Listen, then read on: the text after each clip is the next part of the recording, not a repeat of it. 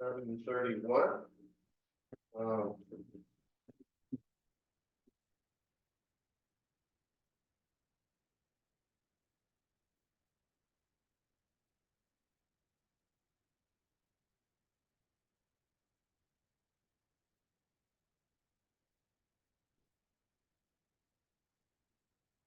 (7:33). I will call the meeting to order.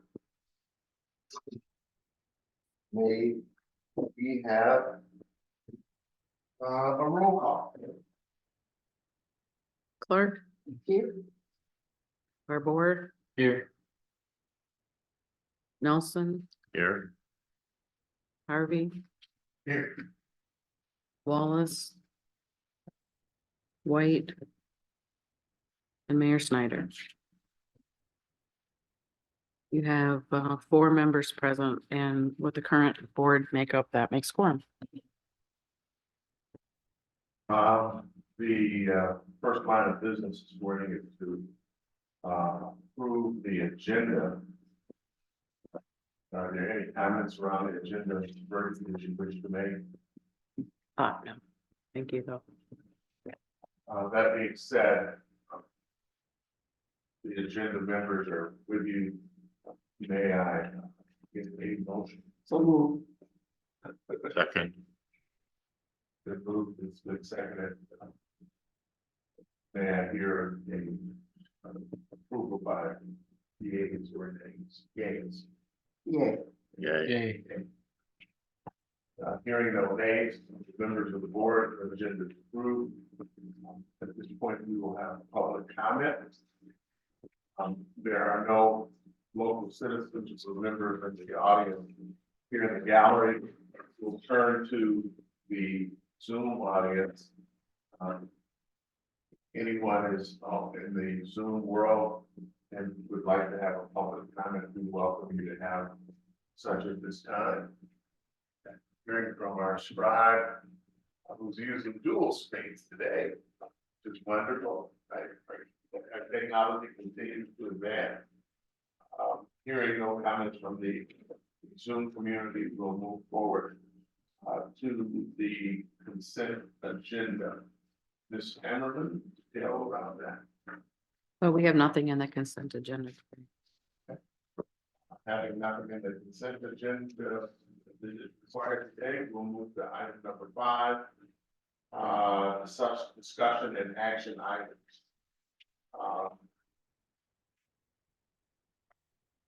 We did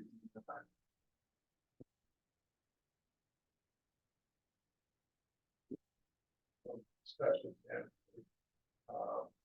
I think the item C, when we review the potential agenda for next week, we'll have quite a few things to talk about, and I brought some copies of some things to review prior to that meeting. okay. Okay, well, then by way of discussion items, I know you want to kick it off, and I'll simply say to the board, this meeting typically is scheduled during the last portion of the song as a board meeting and discuss detail around what will be coming forward in the first of the next month's meeting. So that we as a board are aware of the agenda items we discussed and any details that are required or needed. We generally want to go over them at this time and dig in detail, get some information, some background such that at our normal board meeting, you have a relative idea of what an agenda item is, what it's all about. Right? It gives you, the executive board an opportunity to ask our executive for additional detail. If there's research needed, some details that need to be gathered for your perusal during the upcoming meeting. She has that opportunity to provide those to you. And and sometimes there's just thought-provoking questions that she may not have the level of detail at a board meeting normally that she's able to put together for you during an executive session. Given the fact that we have a number of items that have not been approved or reviewed because of not having quorum over the last month of March, we thought it was effective to have an actual meeting today for us to work to move those agenda items forward with an official board member, yay or nay to those particular items. There are some items that were not approved, were not able to be reviewed because we did not have quorum in the month of March, or beginning of March.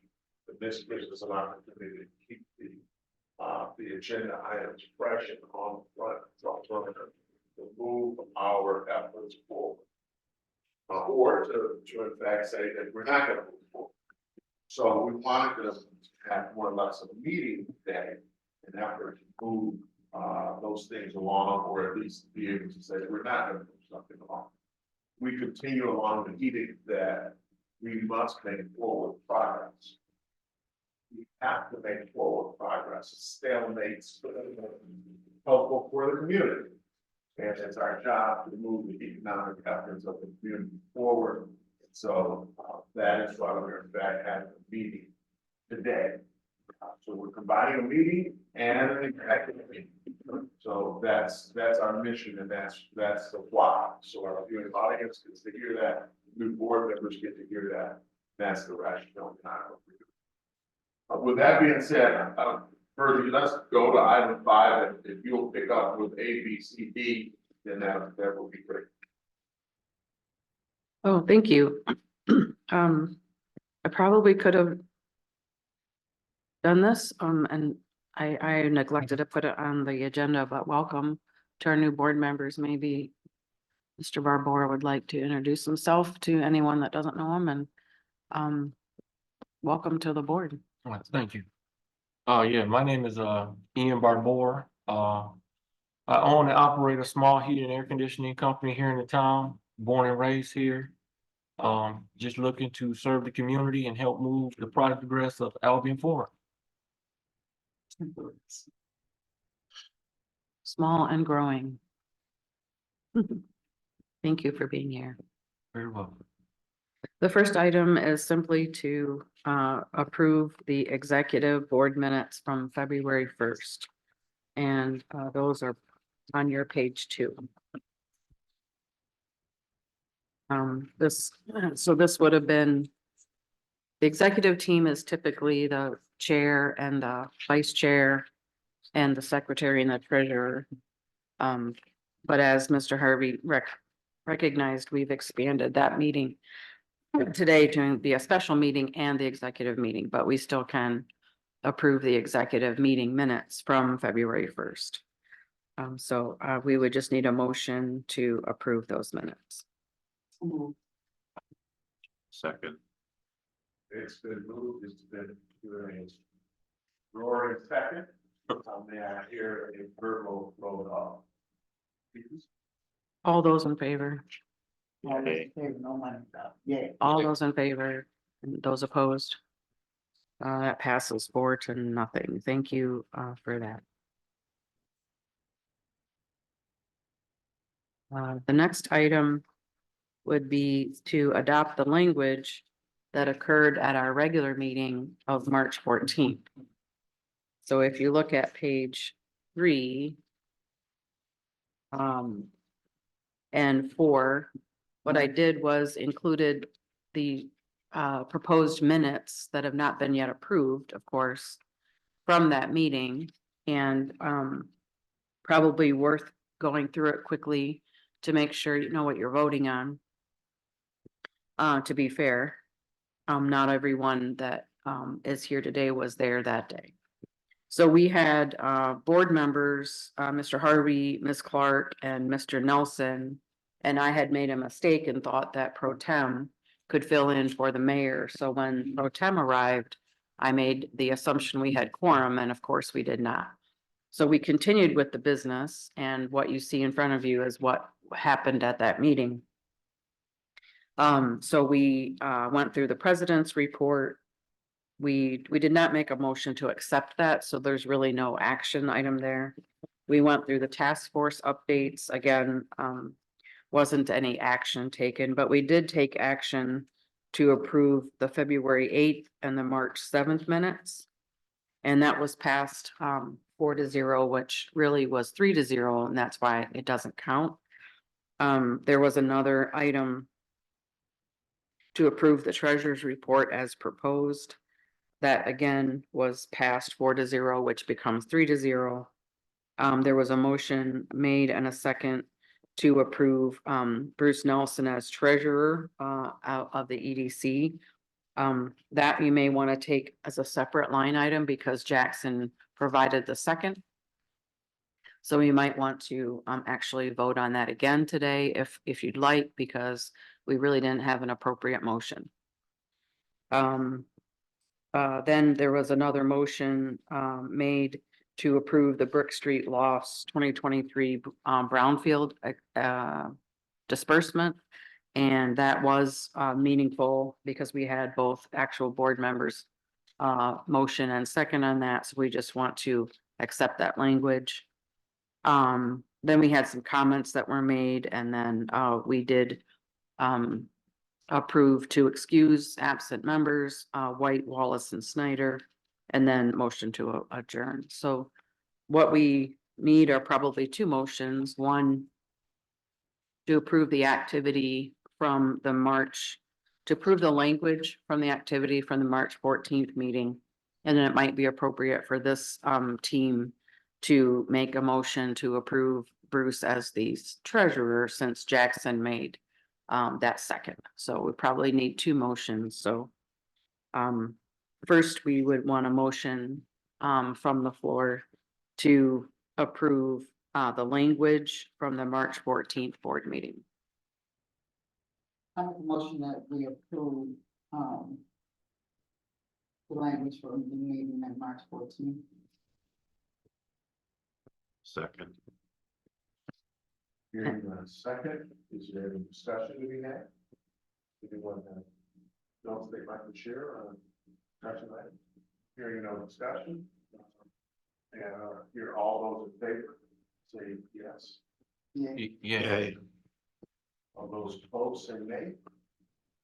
Hearing no nays, hearing no nays to the motion, it's approved. So then can we get a second motion to approve Bruce Nelson as treasurer for the board for the remainder of the calendar year? I motion that Bruce Nelson, the treasurer for the EDC for the England County. Second. It has been moved there, it has been seconded. Do I hear any discussion on Bruce Nelson's approval of becoming treasurer for the balance of the year? Hearing no discussion, we'll put it to a vote. All those in favor say yes. Yeah. Yeah. In that it is, all those opposed say nay. In that it is a election of the officer, I will ask that there is a by name roll call for the efficiency of our records. Virgie, if you could conduct that. Clark, Yes. Barbour, Yes. Nelson, Yes. Harvey. Yes. You have 4-0 on the roll call. Okay, congratulations, Bruce, and thank you for taking on the position. You're welcome. Yes. Thank you. She's smiling very broadly, I see. I was waiting during discussion to see if there was maybe a party afterward.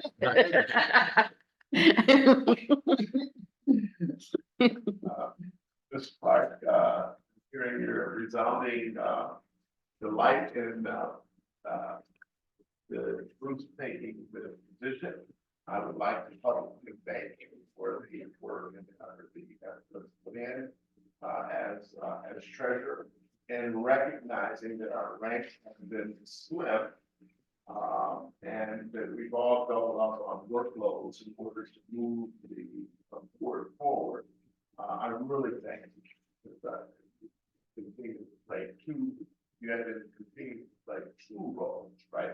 That of treasurer and secretary. So, recognizing that, I say thank you on behalf of the board, and appreciate all the work that you've done. Bruce, to you, I say congratulations. We'll expect a lot from you. Certainly, you know, we're thin in our ranks, but mighty in what we let them do. So we'll look to you to take over the helm of treasurer and certain budget, that our expenses are in line, and that you make certain that we know and understand those details. Yes, we would like to know and understand them. At least. The benefit we have, Bruce, is that we happen to have a operating president who carries a CPA card, so we have the benefit of. That is a benefit, Yeah, definitely. right? Yes. So that being said, let's move forward. Great, thank you. The next item is usually the heart of this meeting, is to review the upcoming agenda. And it's a time to receive feedback on whether items should remain on the agenda, whether something else should be put on, what information the executive team recommends that the whole board would need to be able to move on these items. So since we have some new people, maybe I'll not breeze over the top part of this. I have a point of order here. Do we have to approve the, from the March, the one we 14th, the second motion, the one for the Brownsville, the Brick Street law payments? So I think we had a motion, that's a good question. We had a motion Since that was. a by roll call. Clark to, and seconded by you, Bruce, to approve the language, I'm sorry, yes, to approve the language of the March 14th meeting. And so by approving the language, we approved everything in that meeting. So we don't have to revote. We did revote on that one item because I was sensitive to the fact that Jackson had offered the second. She had been a vote on that one. That's why I wondered. Well, she was a vote on all of them, which is why we have to Well, we approve did the the first. language of that meeting. All right, So the attorney gave us that that's recommendation, fine. Okay, approve the language. So, yeah. thank you. No, that's a great question. Thanks. So typically at this meeting, we would go through the proposed agenda. I try to have it ready for this meeting, so there's time to prepare for the actual board meeting. And since I'm looking at the wrong piece of paper, I can't say anything intelligent right now. Okay. So typically we would call the meeting to order with a roll call. There's an invocation. This is something we added just for new members. We added this in the last year or so, when Mr. Harvey became chair. And the intention is to be able to include members from the Ministerial Association to come. And they take turns, and we're very grateful that they provide someone for that purpose. The Pledge of Allegiance then is offered, and I'll warn you that Mr. Harvey randomly chooses who to do it. So you might want to look that up in case it's been a while. So I thought maybe, so. I forgot. So then we typically would approve the agenda, offer for public comments, and we follow the city's format where we do public comments in the beginning and the end. We do not necessarily restrict the very beginning of the public comments to the agenda. That's how the city does it, but if someone is late and needs to leave, they can come up and give public comments on any topic they choose. Then we normally move into the presentation section, and I'll give my report, and I like to talk, so someone normally trims that down as best they can. Then we always are doing an update on new board members, because we know it's been an interesting time to reevaluate and get new members onto the board. And under that topic, I would ask you to take a look at a handout I gave you as to the current status of the board members. So I did send this over to Jill yesterday just to clarify that her and I are on the same page. She keeps the official records for the city and I keep them for the EDC, but it's always helpful to know if we're on the same page. So we have still an opening for a position that actually expires in June. We still have open a position that would expire next June. We have a position that would expire in June of 26, and we have a position that would expire in June of 27. I might want to note that, one of the positions for, that is expired next month, the gentleman no longer is residing here in town and is moving to a new job and location. Oh, the person who was in that role? Yes. Okay, all right. Good to know. That's helpful. So we hope, I'm sorry. I was just telling who it is. Yeah. Mark from the college representative. Oh, Mark. Oh, so Ian Barbour actually took Mark's seat. Okay. Yeah. Okay. Yeah. So his was expiring on the 26th, or in 26th. What did you say? He will no longer be working at the college and going to another position. He no longer works at the college. Yes. I don't know if it's officially ended, but I know that won't be employed at the college. He won't be able. Yes. So I don't know if it's a time period where he put his notice in or whatever, but I just need that. Yeah. Oh, okay. Yep. All right. Thank you. I thought I should have known. Yep. Oh, Awesome. So we have 4 openings left, and we would certainly hope that the mayor would be, working expediently to fill those. I did notice on the agenda for the city council for Monday that there's a gentleman, Tim Zeller, has been nominated. So we'll see if that goes through on Monday. And then I did look on the agenda and it would be for a position that ends in 26. So that would be the position. So that person would be in that place the same time frame as Mr. Barbour. So that would leave a very short position that ends in 24 and then would be renewed for 6 more years. And then another position that would end in 25 and a position that would end in 27. And it does not escape me that Ms. Clark's position is scheduled to expire June of 24, and I would hope that she would consider renewing. And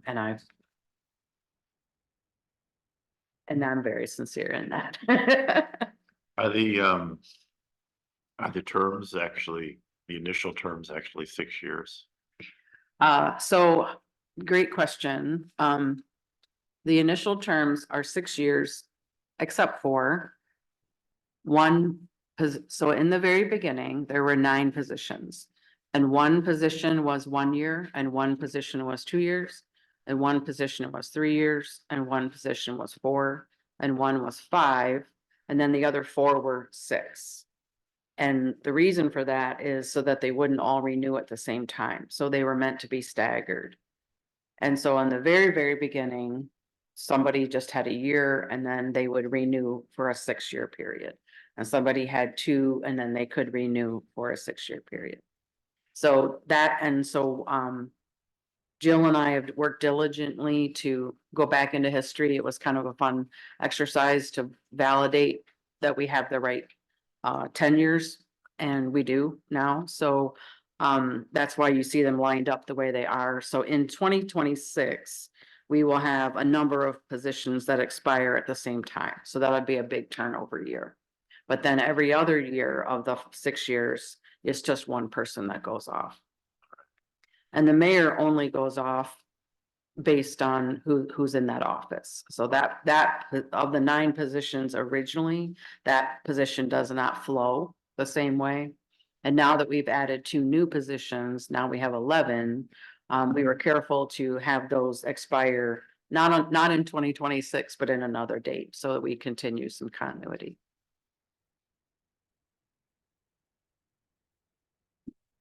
I think the idea behind that was to make certain some experience that. I see. Members around share with newer members processing.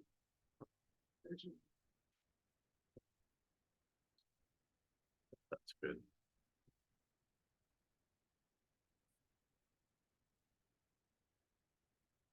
So we will go over that again in the board meeting, and by the time we get to the board meeting, we will know whether Mr. Zeller has been nominated and accepted.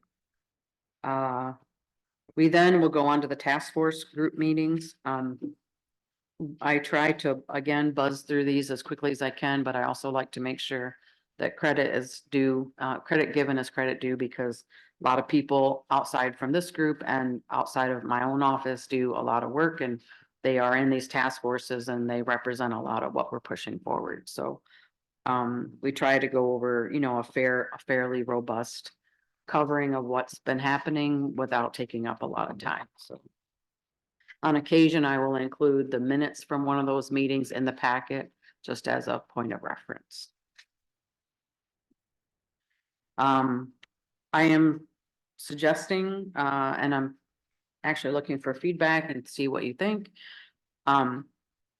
We could go back to actually utilizing a consent agenda, so item number 9, on page 6 of this week's agenda shows what it would look like if we again went back to utilizing a consent agenda, and to do that, we would be approving in a slate the prior minutes and the treasurer's report. Typically, that's what we would have in that. And so if you'd like to go to that and save some time during your meeting, I'm happy to do that, especially if we are very careful to explore and cover the treasurer's report in depth during the executive meeting. So it's a thought. If you're looking to combine those, that would be the appropriate way to do it, would be to put them in the consent agenda, and then unless someone pulls something out of the consent agenda, those would all be covered with one vote. So I'm just looking for some feedback and thought on that. So what would be the disadvantage in doing that? The disadvantage would be not taking a close look at the treasurer's report during the board meeting. I mean, I'm sensitive to finances, and so if the board wants to take a detailed look, they could. I also have been on boards and reported to boards where, again, the executive team took a lot of effort during the executive meeting to go through the financials. So then the treasurer would normally just say, I approve the report. Mhm. So the advantages are saving a lot of time during the discussion, and then the disadvantages are, just not maybe vocalizing during the normal meeting, the details of the treasurer's report. Do our executive meetings, are they here on video? Yep, we're having an Like executive meeting today? right now. So each month they're gonna be on video like today. Yeah, and so the reason somebody I, could, if they wanted to hear the financial discussion, go back to the video and Right. refresh themselves. They could also, of course, ask questions at the board meeting. so the only reason I feel even comfortable suggesting this is because my intention was to always have a nice, robust executive meeting where we do cover this, especially the finances. So yes, anybody could go back, and if they're in these minutes will be discussion if something needs to be adjusted or approved.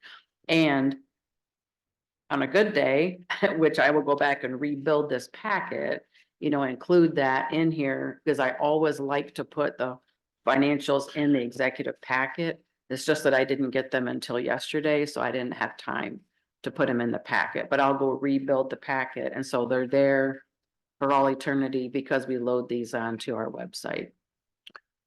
Yeah, I think that would, as long as it's available for people to dive deeper into, I think that would be a good time saving thing, not to have to go through it. Cause it's could be a long business thing Yeah, to have to go right. through it twice. So Bruce, I recognize, and this is good discussion to have, as I would consider that we are having some discussion now. So typically, Virgie, how much time has been allocated for the treasurer's slot in the agenda? So,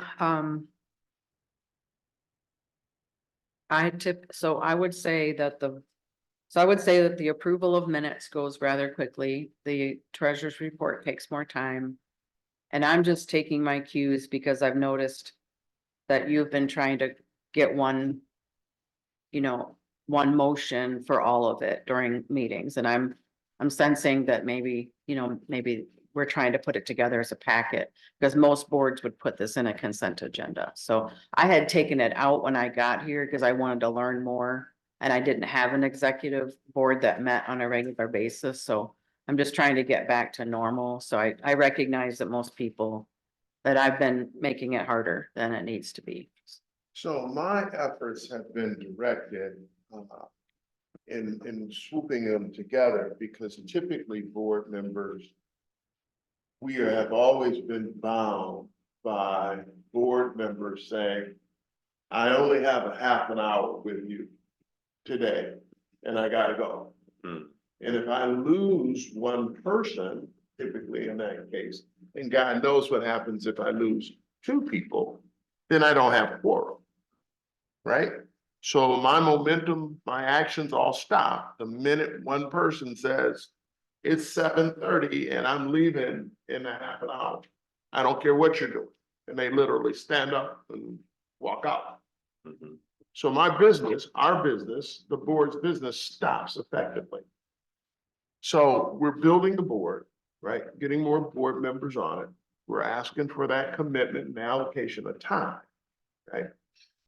So that's why I've been kind of grouping them together, right? Let me get everything I can get voted on in 10 minutes, right? Before I lose quorum. Personally, we have a responsibility to be transparent. That's important to me. We are, we're moving through a time where there's the start of a lot of things going on with us, number of missing pieces. We have a budget, Bruce, right? And we're living to that budget, right? For Mr. Barbour, I will tell you that from a transparency standpoint, I think we would be wise in the near term, and I don't know how to define near term, Bruce, if it's 6 months or a year. But I think we would be wise to allocate a time for a treasurer's report so that it is transparent to our community and it is transparent to all board members, some of the detail that needs to be shared, right? Even though you have a budget, you're operating to the budget, but certainly you're being signaled, Bruce, you'll be aware of any, income differences or any outlays that are extraordinary and the like. But I would think that just for part of being efficient, the allocation of 5-7 minutes would be appropriate. Right? So you would like, in addition to having discussion at the executive board, you think it would be beneficial if we also took 5 minutes at the regular board meeting for the treasurer to summarize that discussion? Yes. I think that makes sense to me. Yes. Yes. Particularly, Vicky, in the near term. Yeah, Right. I'm comfortable. I think that's good. Yeah. Because that way allows us at executive committee to drive down and ask very tedious questions that we can summarize, having known that at the board meeting, so. Yes. So yes, we can give a summary of it just to indicate what there is of interest to say about the budget at that time. And for us, it's a check and balance. Yeah, no, it sounds good. It's a check and balance, right? We've got a team that's looking, we've got board members that's looking and so forth and so on. And we certainly have a president who's got financial acumen, second to none. And her abilities to share with us those details that we may not even realize or see is tantamount. But I want it to be transparent, Vicky, is what I'm thinking. Yeah. So from a discussion item, maybe we allocate that time. All right, I think you're right. I think that's a summary of it would be fine. Good. In my view. Yeah. Ian, what do you think? I agree with that, that, some things you just can't rush.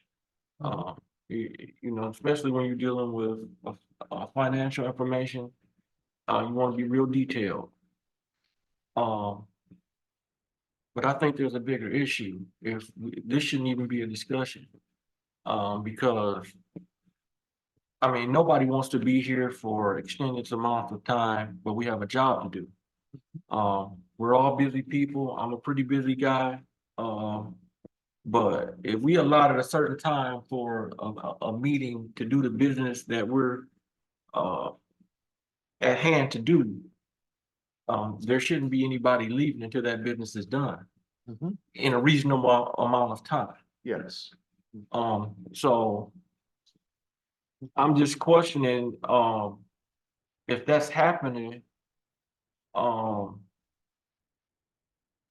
the people that's leaving, how serious are you about moving the community forward? Cause I had a conversation, that, and I want to keep this short and sweet. Time is of the essence. We don't have time to keep kicking the can down the road. Albion needs action and it needs it now.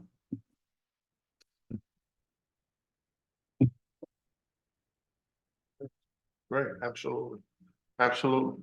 I think one thing that we need to, if we're gonna do these type of things, is in our meetings, we need to, in any agenda item where there's a period of time that's designated how long to discuss, that we need to start keeping that time. If it's 5 minutes, 3 minutes, whatever it is, if somebody gets up and they're speaking, whatever it is, that we need to be cognitive of the time and make sure that we say that, and then that way, that will keep us on track in the meeting, and then people won't have a reason to leave. Because it's the designated meeting, and then if people leave, then we need to appropriate what action we need to take from there. Especially when it's a regular scheduled meeting. Certainly on a regular schedule. So Ms. Ammerman, with that, those comments, meaningful comments, you having the expertise as a CPA and the like, what time allocation might you suggest for this to have on our agenda? So I've always had 5 minutes on the regular board meeting. So 5 seems adequate. But I will say that, unlike other boards that we've all been a part of, every member of the board is allowed to take up to 10 minutes on each topic. So we can set the expectations, but we would never want to shush someone or ask them to stop talking, because until they have their full 10 minutes, we're really out of order. So we can, so I think in all reality, it shouldn't take longer than 5 minutes, but I would never want to ask someone to give up their time to talk or ask questions. And that, with most, same, and I understand that, but with most, we all get this report before we come to this meeting. Yeah, this shouldn't So be it shouldn't be. right. But I just wanted to make it clear. You know what I mean? Yeah, no, I think you're right. I think 5 minutes for the treasurer to summarize what the situation is, should be adequate. And obviously, we have to allow time for questions and discussion if something Mhm. doesn't appear, if there are questions. And they should be contacting you, or Mhm. I should be contacting you if I have questions before we get to the meeting Mhm. for clarification. I mean, that's a responsible thing to do. I would anticipate a much longer time be spent during the executive meeting, like 20-25 minutes. Because Yeah. there's more detail.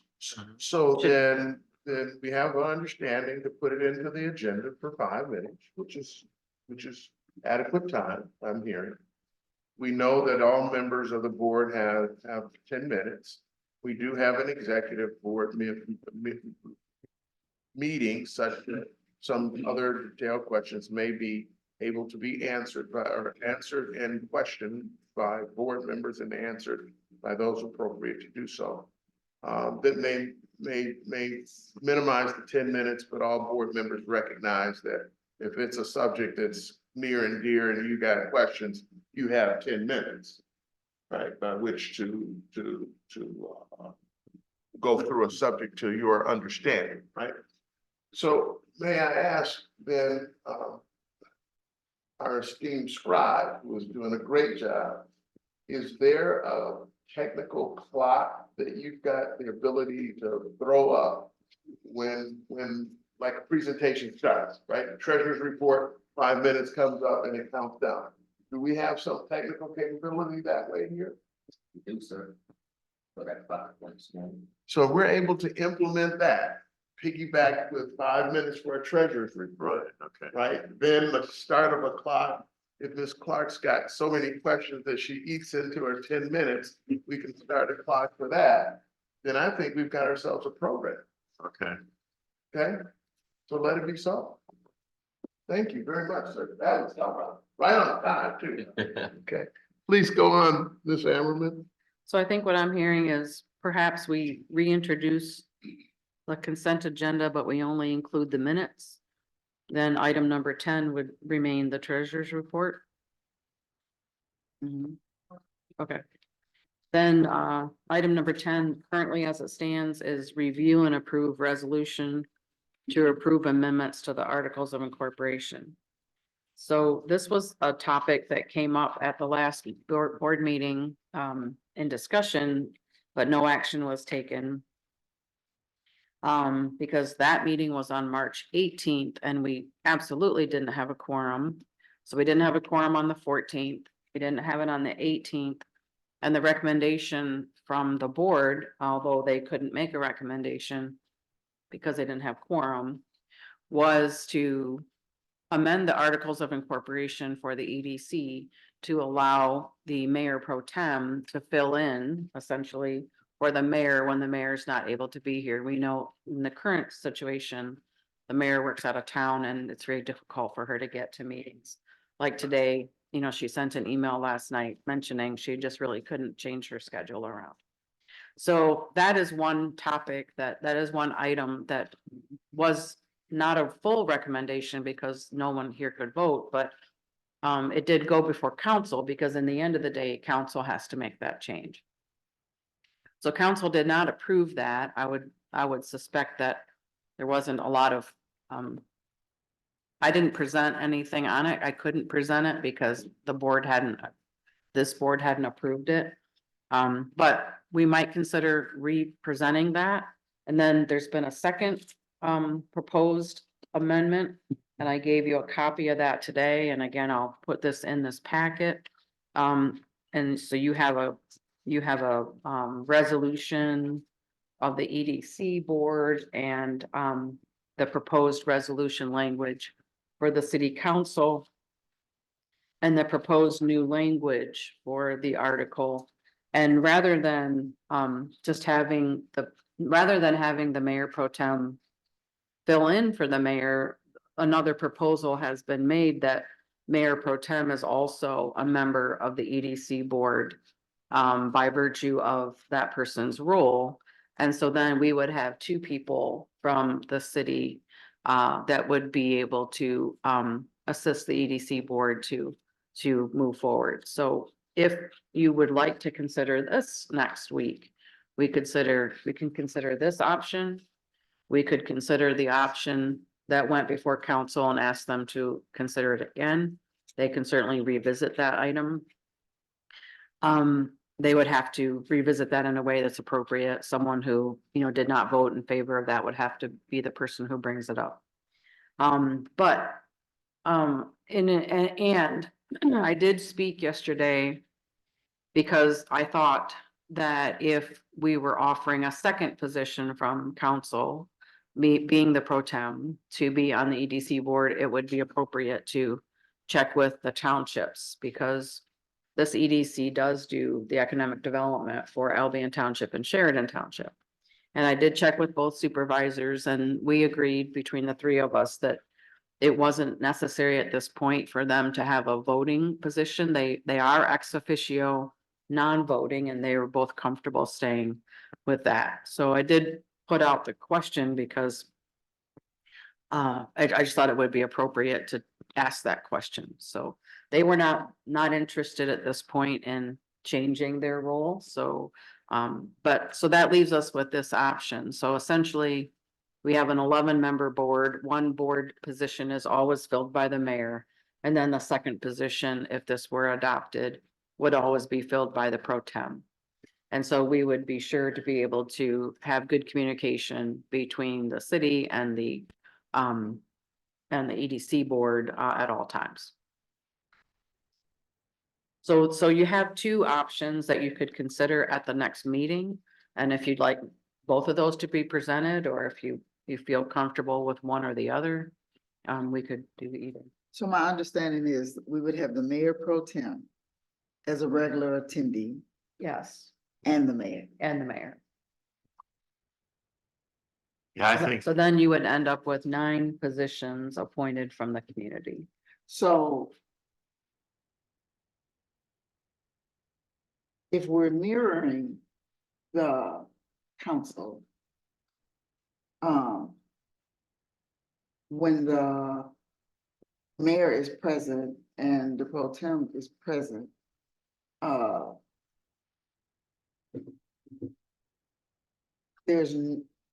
as far as voting privileges and things like that, they're equal, correct? Mhm, yes. Well, So So- what I'm thinking is, so then we've got, I'm a person that believes in conflict of interest. So then we've got 2 people from this, from council mhm, that has the power to vote. Me being on council, I don't like that. so the articles, so what, That's a little bit that's too much control. so I'll just say that the articles already allow for 3 people from council to be on this board.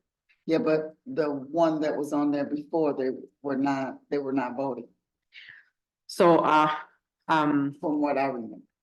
so I'll just read the current articles. Says the board of directors of the corporation shall consist of not less than 9 members, not more than 11. Not more than 3 of whom shall be an officer or employee of the city. So it already allows that the mayor at any time could appoint multiple people from the city to be on the board. City Council or a member of staff. So what we're suggesting now is that rather than just have the mayor have this ex officio voting position, the mayor pro tem would also have an ex officio voting position. And so we would have additional communication and, be able to have input back to the city on the work the EDC is doing. And it's just being very specific about which position from council would also be represented on the board. So if you're uncomfortable, so to hear what you're saying, if you're uncomfortable that we could have more than one person, we would want to address that now. So because I Yeah. would like to I would like to research and see if anybody around the Michigan area does that in this way, or if that's just an Albion thing. Well, they have ex officio members, and that means by virtue of their office, they get to have a seat. And it seems to me, I like this particular presentation better than the one that was done before. Because the other one before had various objections in the council. This one is pretty clean. It's, we're just saying the council basically appoints the board of the EDC. The board of the EDC serves at the, under the council. So to me, this was a measure to make sure that the council and the EDC are working together, really. Because this way the council has two people here. There's certainly going to be, if one of them can't make it, at least one of them will be informed very closely. Both of them, by virtue of being ex officio members, would have to stay current with the workings of the EDC. In the idea that the city should be working together, I see the fact that having the two council people on here would strengthen that relationship, strengthen communication. It is 2 of 11 seats. So that, it might say, well, the council might have undue influence on voting matters since they both have voting privileges. On the other hand, the council and the EDC should really be working together. The ECC is not meant to be an independent board. So I think this would, there's really no objection you could raise at council to a proposition like this, because it really just furthers communication and connection between the council and the EDC, which I would think they would want. And that sounds good, the way you present it, and that's in where we're trying to go in a perfect world. But right now, Theoretically, right now, at this time, just judging, just again, for me being on council and being now in this position and just watching and observing and watching how things swing. Let's go 10 years from now, when maybe none of us is on the board and things try to come, we get everything in our perfect world and things are working like that, and it tries to convert back to the way it was or the way it has been, how the city has been being run, how things have been being done, how the transparency went away, how all those things happen. This is my own concern, because now we're pushing really hard at this time, trying to keep transparency and let everybody have a voice, but not so much have a voice where we're trying to break this, we team, at least I am, where we team all together, because, right. Instead of listening to the people of the city right. and doing what needs to be done. Can I pose, I have a question, just because I don't know. Is this trying to be done because we're having problem meeting quorum? Is it, is that it? So I would say, so interesting question, and I would say, that out of respect for the mayor's duties, which she has multiple layers of duties. She's on many, many boards. She's on or comes to the DDA meetings, the EDC meetings, many, many meetings, the council meetings, and then currently she works out of town. So we currently have a mayor that works out of town and just a lot of responsibilities. So in respect for that, we offered up the solution last week to have the mayor pro tem step in her absence. And the mayor mentioned at city council, and so we could, have a better chance at getting quorum most often, and also having a good representation on the board from the city, so we could move things along quicker. What the mayor and a couple of council people mentioned at the meeting last week was that this would not be an efficient way to handle that concern, because the mayor pro tem might not be up to date on issues. So this is a consensus view of trying to understand the mayor's concerns that there are things that the EDC is doing that the pro tem may not be up to date on. And this would allow the pro tem to be up to date on a regular basis. And then it seemed it seemed like it made more sense then to go ahead and allow the pro tem to be on the board so that person could be fully invested. The other thing that seems to be a point of confusion at this point is whether the mayor has not been able to come to just special meetings or regular meetings. And we did do a study and put together some information on that. I can get that to you because I think it went out just prior to you getting added to my email list for the board. Mhm. But it has been a mix of regular meetings and special meetings. And every time we have a regular meeting that doesn't have quorum, then it automatically dictates a special meeting. And then when we don't get that, like we did in the last week and a half, you know, people in the community struggle and suffer because the actions we thought we took, we can't take. So it's been an evolving process. So the initial impact was to assist the mayor out of respect for her schedule to allow for someone else to fill in, but with the objection from the mayor and a couple of council people that the pro tem may not be up to speed. It seemed like it made more sense now that we have an 11-member board rather than a 9-member board to go ahead and have both on so that even if one cannot make it, the other one would be there to assist in the communication gaps.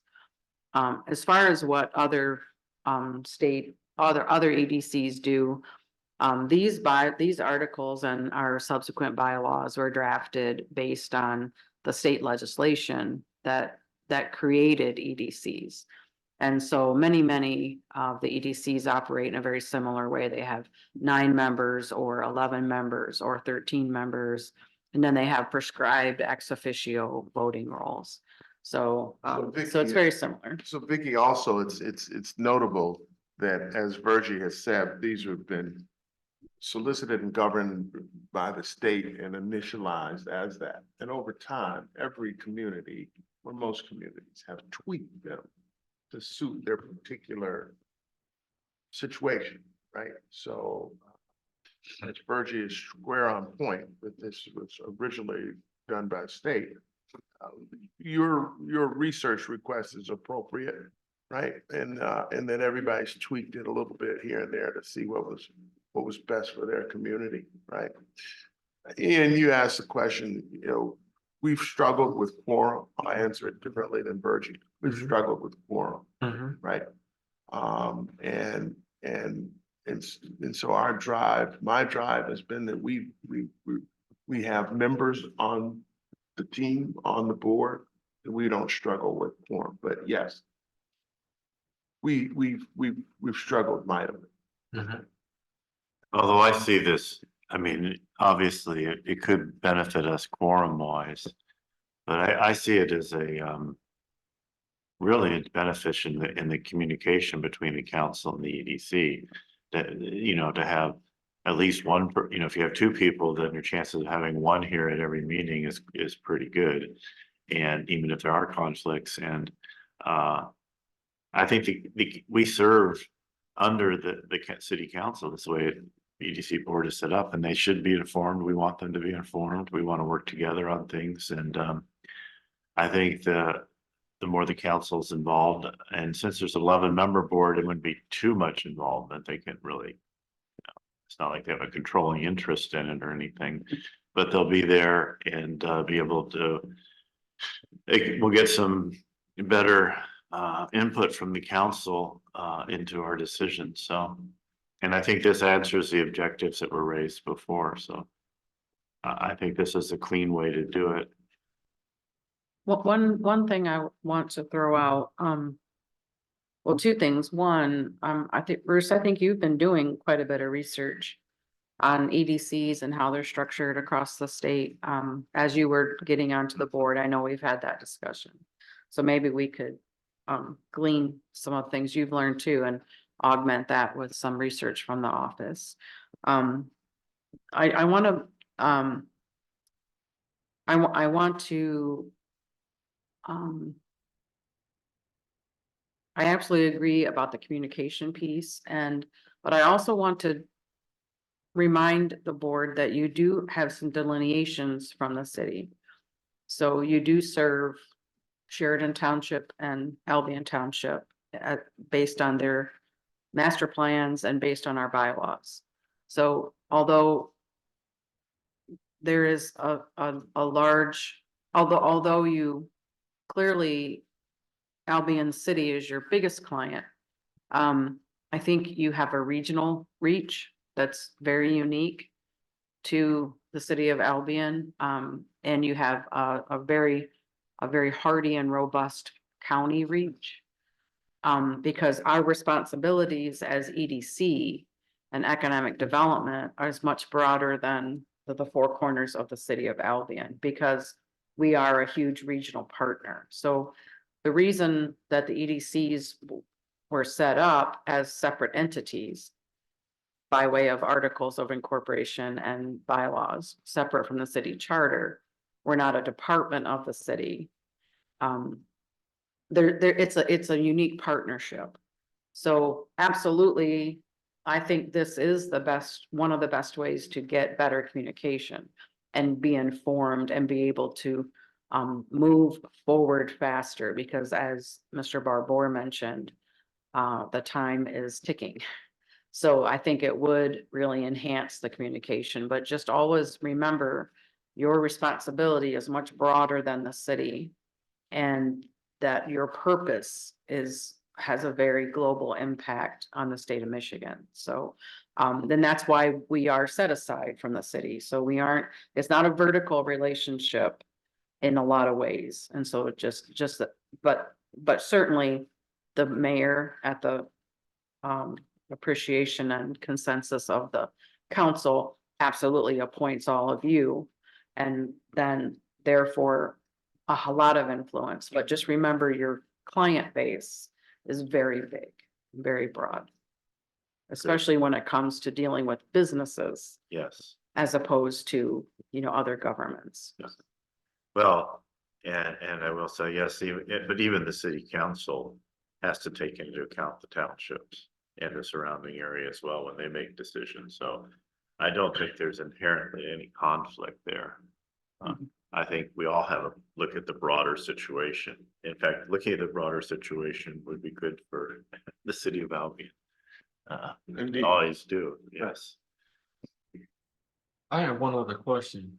In the articles of incorporation, and I'm asking this for me, so I know. Is there any law, any rules in there that state how many board meetings you can miss in a calendar year?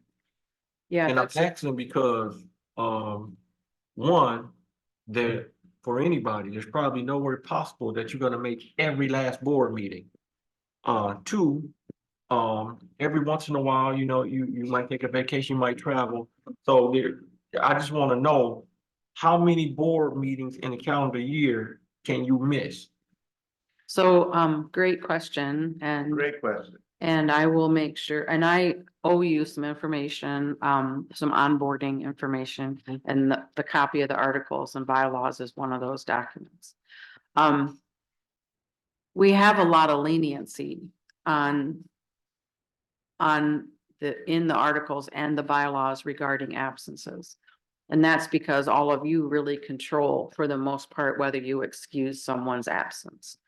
And there are times, none of us can be everywhere at the same time, and we all miss meetings.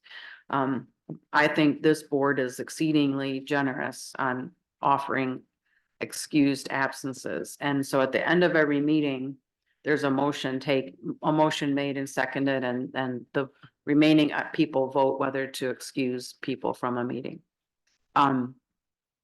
The articles and bylaws together indicate that you can miss up to 3 unexcused absences. And then at that point, there would be consideration whether you should be asked to leave the board. You also, and those I believe have to be consecutive. And then if you miss 4 excused absences, there is allowed to be a conversation. And those numbers seem pretty big, and again, with the first one being consecutive, that's, you know, sometimes people will come in between. But this board has, again, been very generous about excusing absences, and so that clock never starts ticking. But it's a great question, and our goal is never, it really, our goal is to recognize people are volunteers, and we appreciate what you're doing, and the goal is not to, you know, be very heavy-handed about attendance. At the same time, we just need to have a balance so that we can keep moving. It's always ideal, I will mention, to have an odd number of board members, because this is just a strategy that you may think about and hope for, because then quorum, you know, is easier to approach. Right now, we have 7, quorum is 4. If we have one more person appointed, we gain one more person, but quorum becomes 5. And then if we get 9, quorum remains at 5. So it's always handy to have an odd number, because you have a better chance of obtaining quorum. But we would never want to, we have no one here, I don't believe, I don't, never seen anybody on the board want to run anybody off, so. So I'll answer that from a board chair standpoint. You know, our ranks have been very thin, right? Very, very thin. So I wasn't in a position to hold that discipline. In the history that I've been on the board, I've seen only one occasion in history where the board actually got to the point of asking someone to consider whether this was appropriate. We're anxious to get our ranks up, right? There's discipline in ranks as well, right? And we all know that, right? When it's just you at home, Bruce, you can not wash the dishes, but you got the whole family, you know, you feel a little bit more pressure to wash the dishes, right? So it's the same here in that regard. And so as our ranks get robust, then we want to hold each other, right, appropriately accountable. Yeah, that's good to say. Yeah, right. I take it from the tone of this conversation that we would want to move and include in the next agenda that a request for the mayor and pro tem. That when I sort of feel that as you painted this resolution.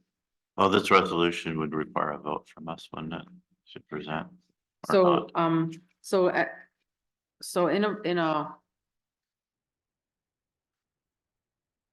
so to be frank, this doesn't have to have a vote. It's not my preference. And I don't think it would be anybody's preference to suggest a change to the Articles of Incorporation without the EDC acquiescing or agreeing by consensus to that.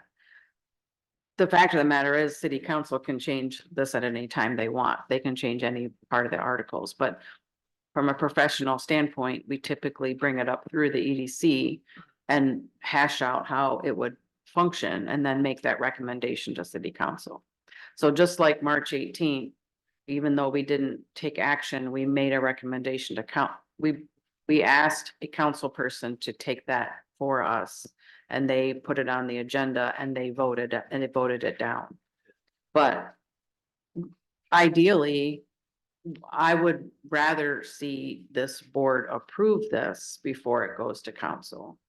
And so today we are not voting on this. Today we are reviewing this as part of next week's agenda. But again, wanting to get out in front of that conversation and hear all the feedback from the executive group. That's the purpose of this conversation, and then deciding what happens at the agenda is part of that process. So What why happens was, at next week's meeting? so why wasn't? Very good, thank you. What was the problem of considering just, other than lack of communication, which could be easily resolved if the pro tem and the mayor had a relationship where they met on a regular basis to discuss things?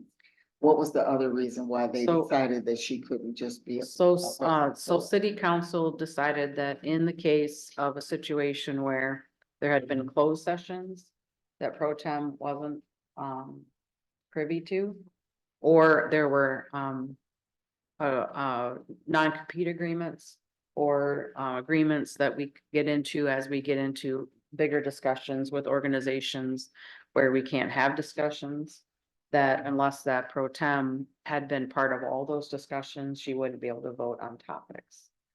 So it was pretty clear that the city council believes that unless the pro tem is actually a part of the ongoing process, there wouldn't really be an adequate way for them to communicate well.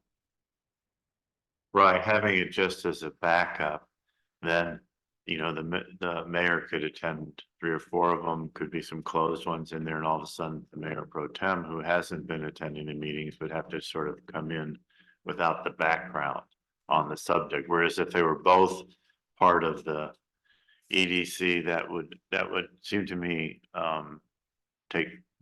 answer that particular objection that had been raised. So I was trying to think of something, given the concerns of the council members that were expressed, that would be, as I said, a little cleaner in terms of overcoming some of those objections. And for example, this idea that, well, why is there a backup for the mayor and not for anyone else? Well, in this case, no one would have a backup. Everyone would be their own person. So I think it's from listening to what they said that we thought this might be a cleaner way to present what we want to do. And in as much as the mayor pro tem is supposed to fill in for the mayor at any point, if the mayor were all of a sudden, fly off to Argentina, it would be great to have them understand fully what the EDC does, because, communication between the two groups is really essential.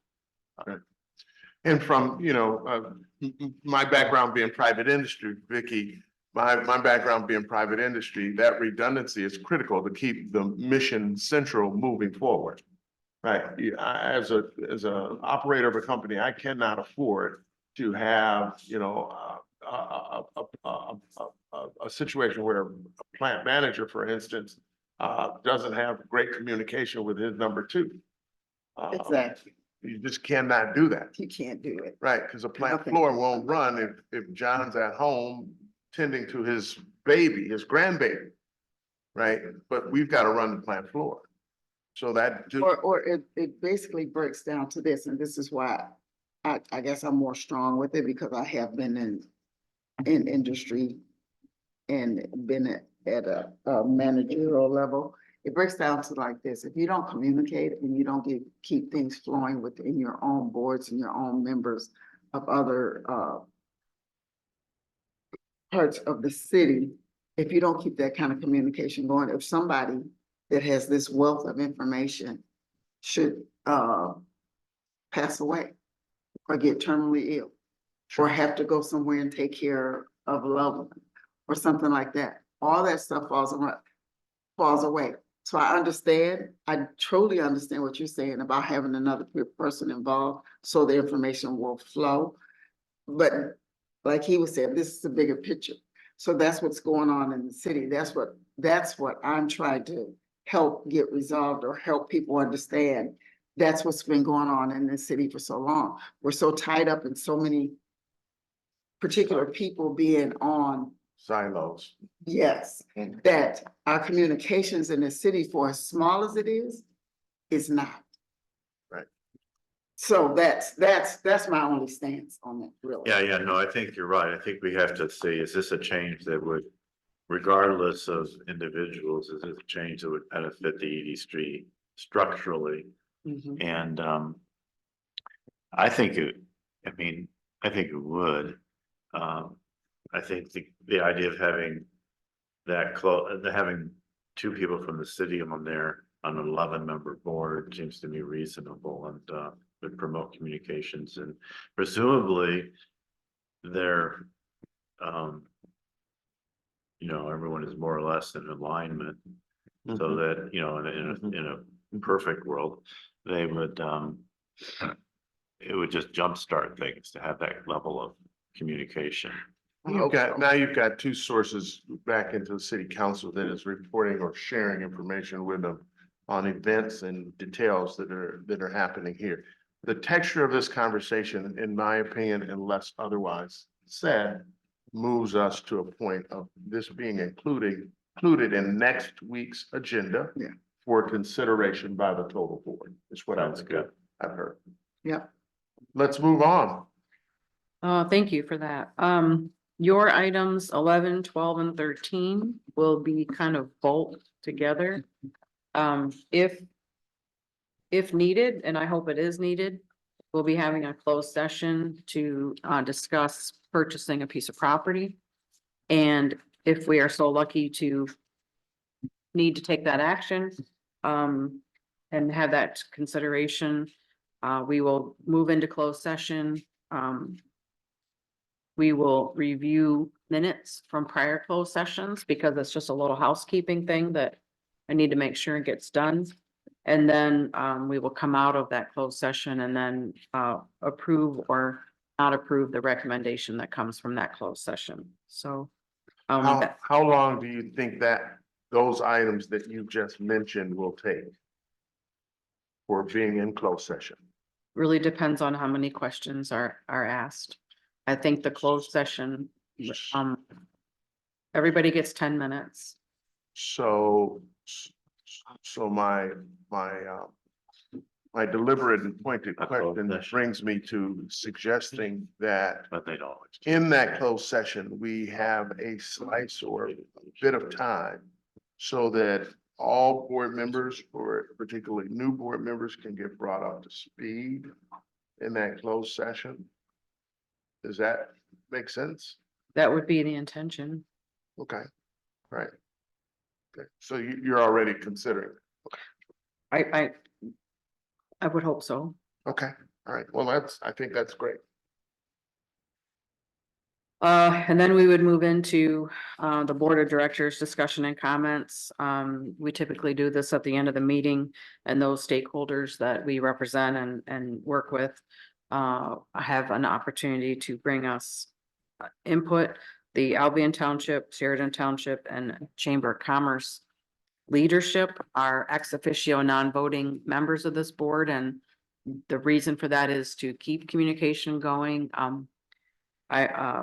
One of those three comes on a very regular basis. The other two, I don't think we've seen in about a year. So, hopefully, as we continue to work toward solutions for Albion, we can, look forward to those members coming to the meetings. I will mention that, I did yesterday receive the CEO job description that we've been working on, and that requires board approval. So I will be adding that to this agenda, and I did send it out to you. So that is one item that I'll add to the agenda. I also will mention that if anyone is interested in the Dale Carnegie or the Michigan Manufacturing Technology Center trainings that are being offered, we have the cutoff to submit your intent to participate as next Tuesday, so I won't be able to mention that at the board meeting, but I'll mention it here. So you probably have seen, I've gotten some interesting classic emails on the number of emails that went out over the weekend, but I did finally get caught up on some of our marketing material. But if anyone has a company that's interested in the Dale Carnegie or the Michigan Manufacturing Technology Center training that would be part of the Albion is Employer-Led Collaborative 2.0, please get that survey in before Tuesday, because that's the cutoff. Now, I understand with the Dale Carnegie training that that's open to both people who are employed and also individual citizens of Albion who are perhaps community leaders in one way or another. Well, Is that so correct? I put the so I purposely throw a wide net, and I throw it out there. In the end of the day, somebody has to be employed in some fashion by someone to be able to take either the Dale Carnegie or the MMTC training as part of the employer-led collaborative. But I just will say, I oftentimes can find, I can talk to that person and find out, maybe they are employed by someone that they haven't thought that, they just, maybe they're working at Walmart, or maybe they're working part-time. I had somebody from Consumers Energy, works part-time at Consumers Energy, ask about it. Then I was able to call Consumers Energy and find out if they'd like to get involved. So I try to kind of work it back, and so I'm kind of selling from both I see, ends. okay. So if someone is, like, we learned the last time we did this, that the city of Albion, uh, employees are not eligible to participate. Neither are public school employees, neither were the EDC employees. So there's some entities that are not eligible, but rather than sort all that out, I just throw a wide net and try to find, and then maybe in conversation, we can connect them in a different way. So That's- really try to get the survey in, and then I can call you and we can work it out, so. And then I also wanted to mention that we are closed tomorrow for Good Friday. I received some feedback from some community members that are frustrated that we're closed on a religious holiday, and that we are closed when the city is not. I'm not, I comment on a lot of things, but I'm sure not gonna bite into the religious comment, so I'm just gonna leave that where it is. But I do believe the city is closed also on Friday, so, I'll continue to work with that person, but Good. I just think, That's good. yeah, so. That's But good. anyway, that is the extent of the agenda for next week.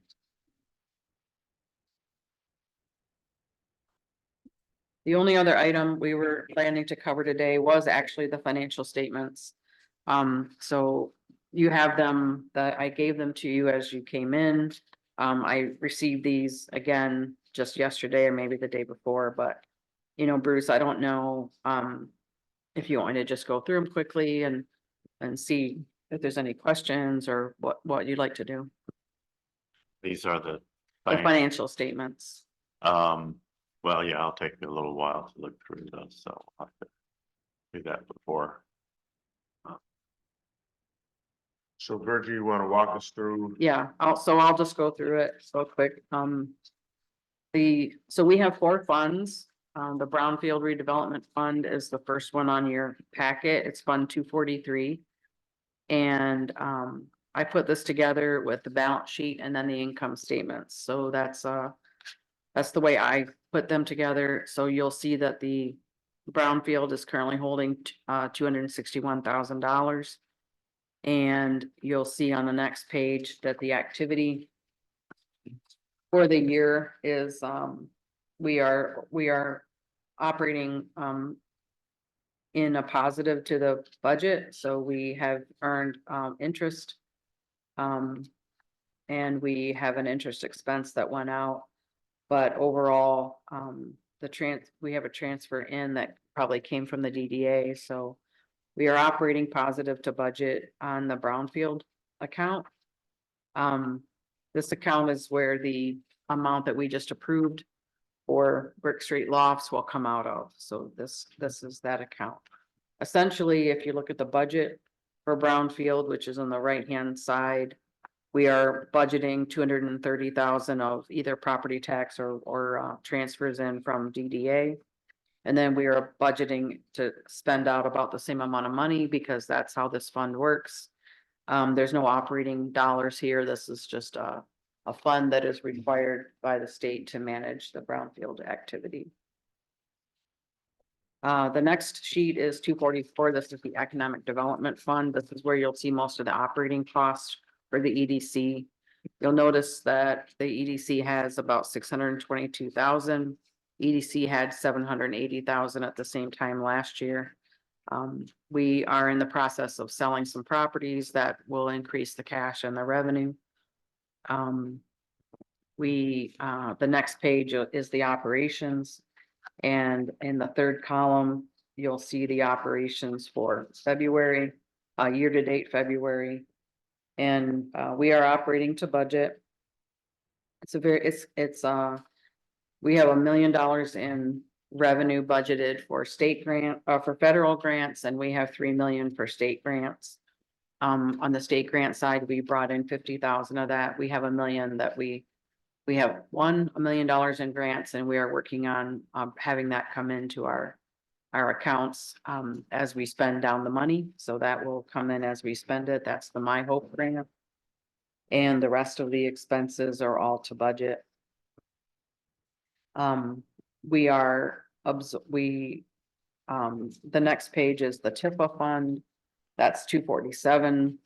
And the TIFA fund is the industrial development fund. So it manages the industrial park.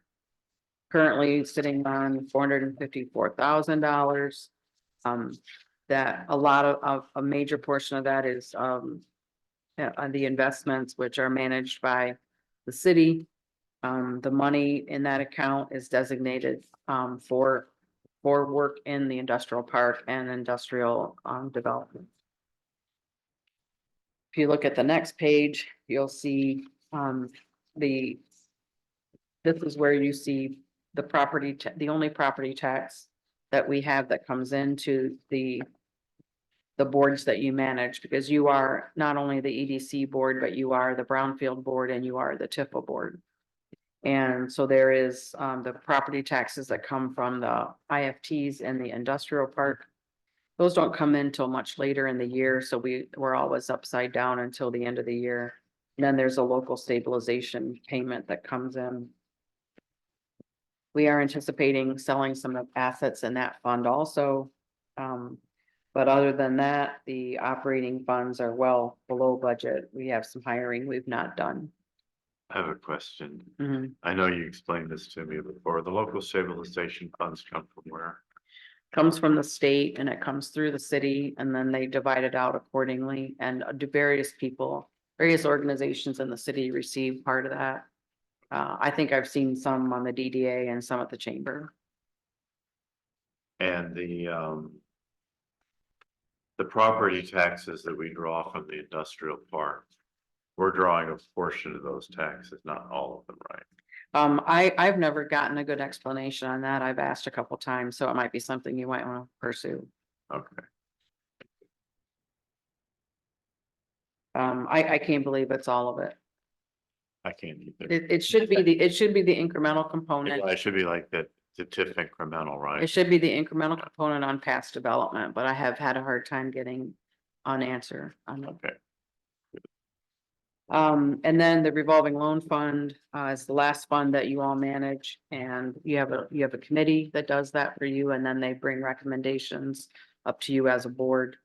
And in that fund, you have about $600,000.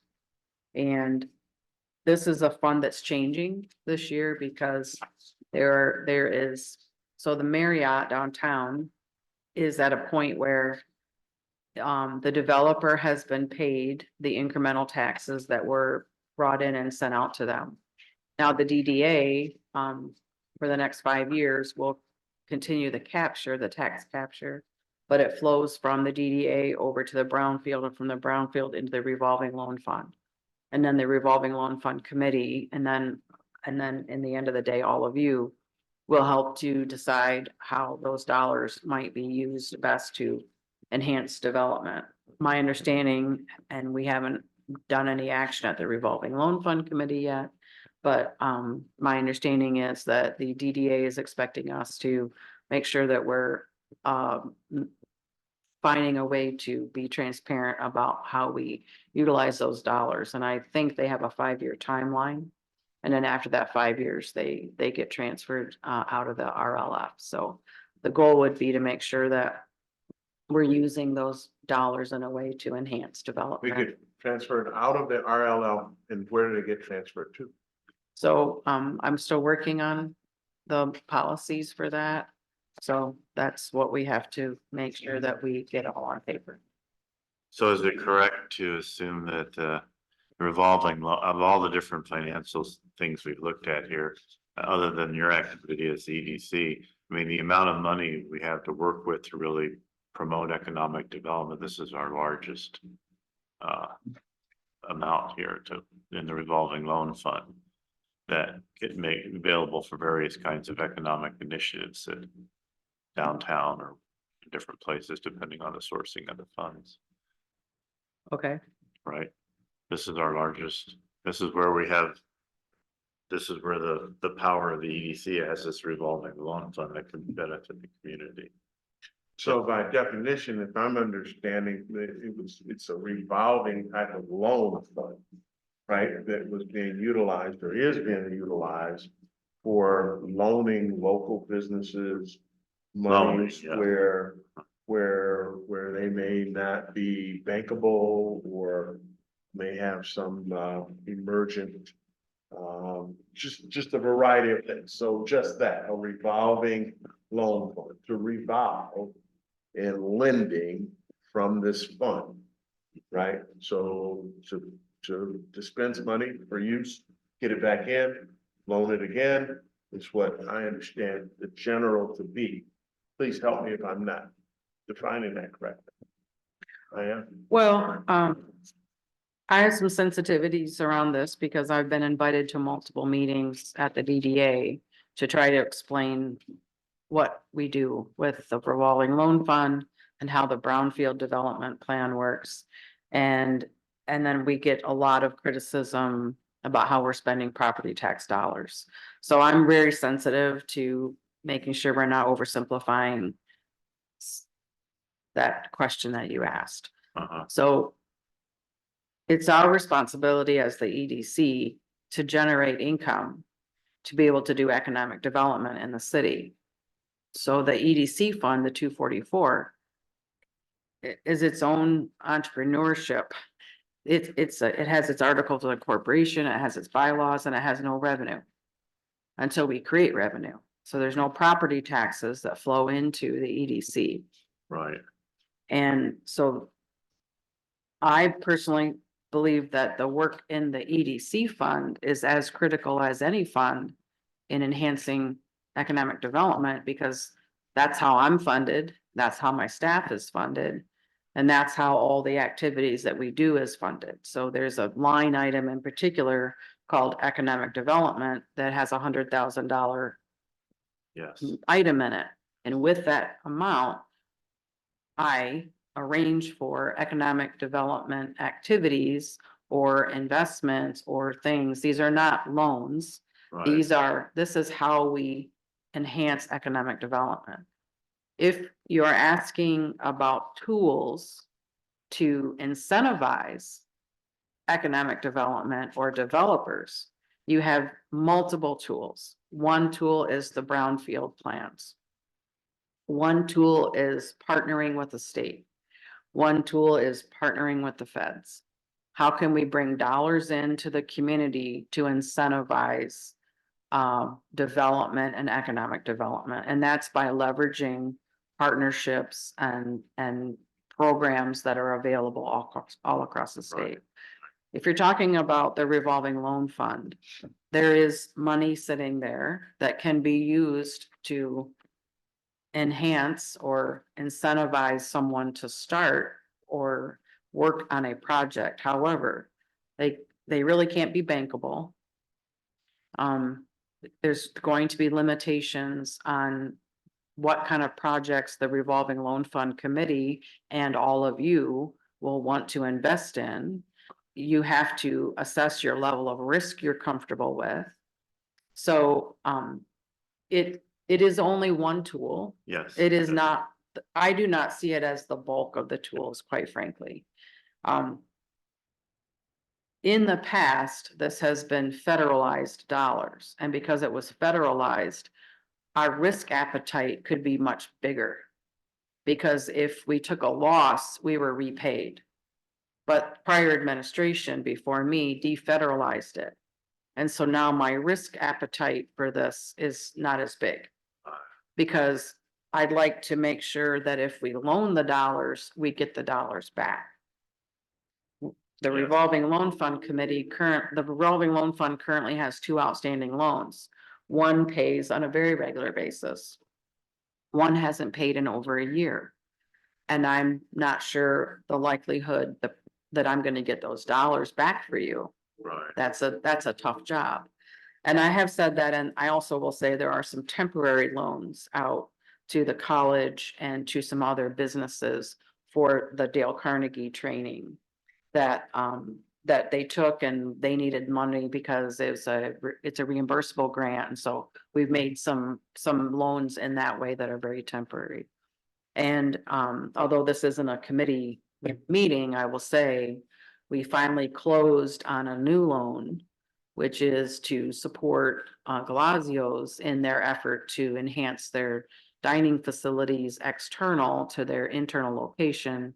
And so that amount, they are beginning construction, and we will support them out of the revolving loan fund as a loan. And then the match on Main, when they get their grant, will come back into that fund. So it is a tool, but it's not a big pot of money that will be just dispersed and never to come back Right. again. So it's, and if it were still federalized, my appetite would be much bigger for risk. But since it was defederalized before I got here, I am constantly looking, to be frank, for more dollars to put in there with some backing that gives me 70% chance of recovering if something doesn't go right. But right now I'm not covered at all. So, so it's an interesting fund, and not every community has one, but there's quite a bit to managing it. And I guess I will just say that, it's certainly a tool, but I think it is well regulated. And I think as it should be, because I don't think we're here to give away money. Yeah, so, Appreciate that clarification. Thank you. yeah, did that help you? That's very helpful. Yeah. Yeah. Uh-huh. Yeah, you know, I'm sitting around the table, Ian, and realizing that I am now the senior member here in this board, Vicky. You know, I think when you came on, I was already on. And it's funny how history goes. There was a component to this particular fund that Virgie mentions that required some fairly rigorous reporting, but it did entitle you to access to additional monies, if I understand correctly. And it was a very controversial point with the board to stop that reporting. And it puts us in that position that there's no backfill for that particular pool of money today, right? So that's a strategy I would want us to avoid in the future, right? Because if there's opportunity, Bruce, to backfill or continue to build that fund, then we would want, you know, I would think we would certainly want to do it, because small business can utilize it, startups, whatever it may be, right? To be an accentuation in the community for otherwise something that may not happen, right? This fund requires you be turned down by one or two banks, right? And so you know, small entrepreneurs at wit's end at that point. What do I do? How do I get funded, right? We're unique enough in Albion, and I say these words for not only the board here, but for the viewing audience. We're unique here in the respect that you do have a pool of revolving loan money that you may be able to help a small business get going. Or to, as we have done in the recent past, is that we've acted as a temporary source of dollars to bridge more dollars, Yes. Okay. right? Mhm. So that in itself is rewarding, right? This Dale Carnegie thing may have not happened, and I'm hearing more and more in the community how it's helping some folks. Good. Right, but we may have not been able to do that had we not out of money to set until the triggers happen for reimbursement, right? So that is a really good thing, right? Another instance, we've got a match on Main that requires that you have essentially, for layman's terms or for expedience in explaining, that you have a finished turnkey project before it can be funded, Yes. right? So in our instance, we've been able to be the intermediary to get to that turnkey finished product so that those dollars are then accessible. So that for us is unique. We need more people to know about it. We need more people to have it be considered in their methods of doing things. We have a good RLF committee and board members. We are the umbrella over that subcommittee. So whatever that subcommittee of the RLF does, it then ends up on your desk here for final approval. So without going on, Virgie, let's finish our day here. I think we're moving toward the end. Bruce, from a treasurer standpoint and for everyone else, are we happy with what we've heard in terms of our treasury? Yeah, I'm gonna look at it more carefully, but yeah, I think there's a great explanation, very good, helpful clarification there. Mm-hmm. And yeah, I think you know, having studied it, you're right. There are lots of tools that the EDC has. I mean, we have a whole set of things. So businesses that are wanting to do business in Albion, people who want to do business in Albion, should come and talk with the EDC because we have so many different things that we could do to help with that. And this is one of those. And I think it's helpful to have a clarification for us who are new and for the audience as to that fact that we do have lots of different ways to help.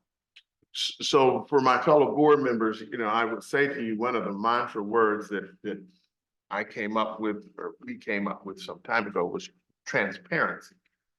So I want to add to that now, information. Right? There's so many things that our viewing community doesn't hear, doesn't know.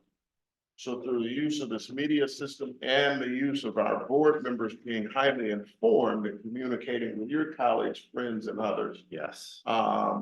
we'll put the word on the street. We're alive and here. We've got tools to do the Yes. work, right? We may not have every tool, but we're looking to get the tools. We've got a good administrator in place that's able to access these tools, and we're open for business. Have anything else, Ms. Emmer? We have a great administrator, actually. That's right. Teach your own horn. I'm just saying, so you know what, some days, just gotta say it. If we've achieved our data items. Oh, boy, yeah, all we need is a motion to adjourn. So move. Let's go to open and public comments. There's no one in the gallery, but I'll turn to our scribe and ask, is there any questions from the gallery? If so, we'll entertain them at this point. Nothing, no luck. All I right, think Dana only sees my mom online, so okay, thank you, Mom, for being here. all right. Thanks, Mom, absolutely. With that being said, we now stand adjourned unless I hear otherwise. You just need a motion to adjourn. I so move. Second. All those in favor? All those in favor signify by aye. All right, thank you all very much.